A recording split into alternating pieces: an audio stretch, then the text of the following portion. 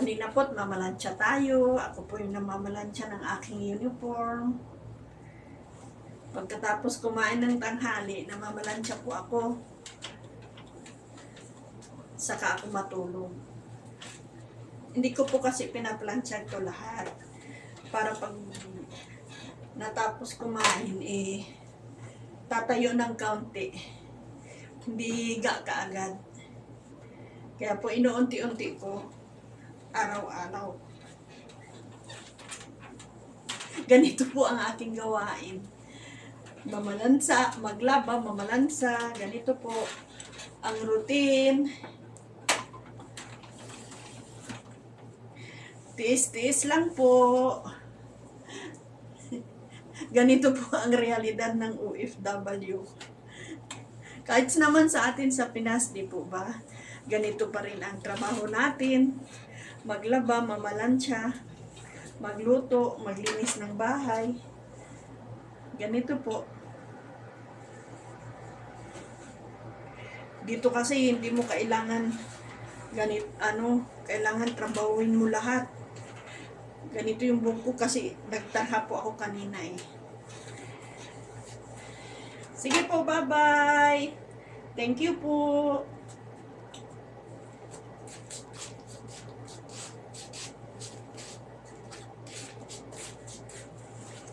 Ganito po. Bata pa lang kami, tinuruan na po kami ng aming nanay na mamalansya. Kahit po kaming lahat na magkakapatid, pati lalaki, marunong mamalansya. Kasi tinuruan na po kami ng nanay namin noon.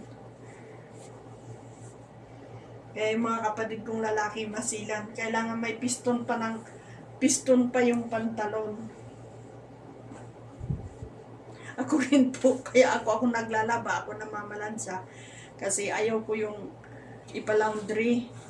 Ang laundry naman po ay mix-mix, di po ba? Kaya,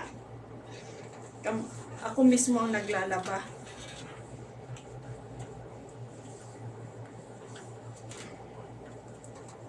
Ganito po ang gawain ko.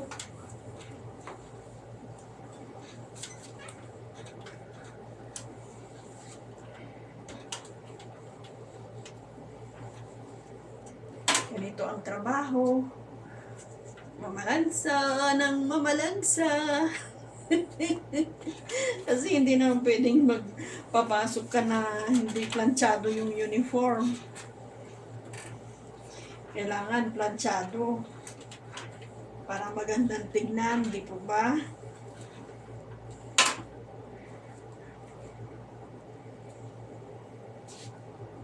Ayan po, nakapiston pa siya. Kailangan magpiston para magandang tignan. Tsaka unat na unat. Nung panahon nga noon, nilalagyan pa ng gaw-gaw eh. Yung uniform ko noong high school ako, nilalagyan pa ng nanay ko yung gaw-gaw. Tapos planchahin. Halos hindi maliko yung yung guhit. O kaya, pag wala namang gaw-gaw, yung sabaw ng giniling na bigas. Na pipigain yun ng nanay ko, kukunin yung katas.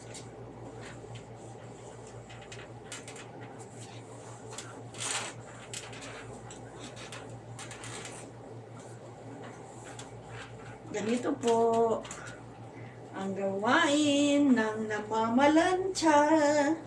Palansya ng palansya. Yan po, nakapiston na siya. O, ayan na po, piston na piston na. Tapos, sasampay na siya. Lalagay ko na ito. Ayan na po. So, ready for tomorrow. Ito naman, yung pantaas.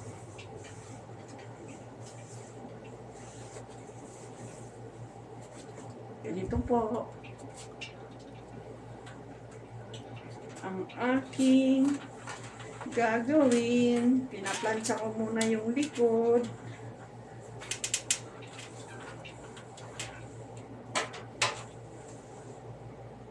Tapos dito,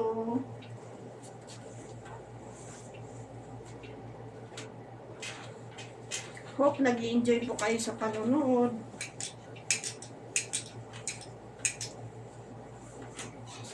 Ganito ang simpleng buhay. Hindi mo na kailangan ikaw mismo ang mamalansya ng uniform mo para maganda ang pagkaplansya, unat na unat.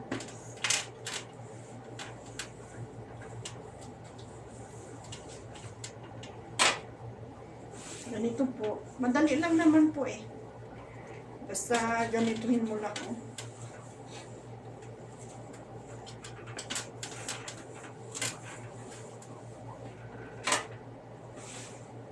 Bilis lang po. Oh. Ilang minuto lang. Tapos wala pang 10 minutes matatapos na to. Kasi medyo malaki yung uniform ko eh. Mataba po kasi tayo. Kaya malaki yung uniform.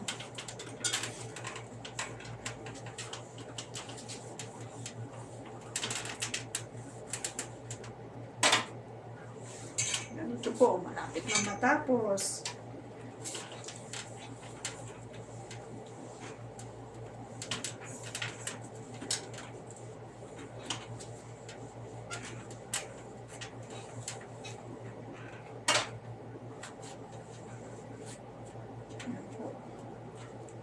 Mga uniform ko lang po ito.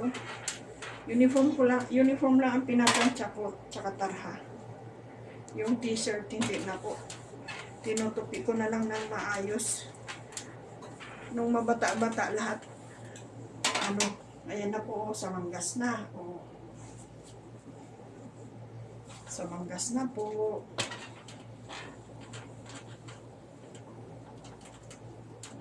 Mabilis, di po ba? Wala pang 10 minutes, tapos na. Isang pares na uniform.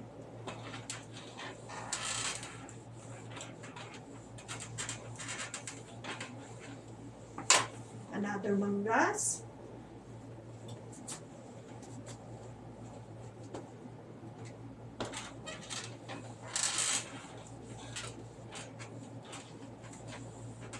Yan po, tapos na. Ready na.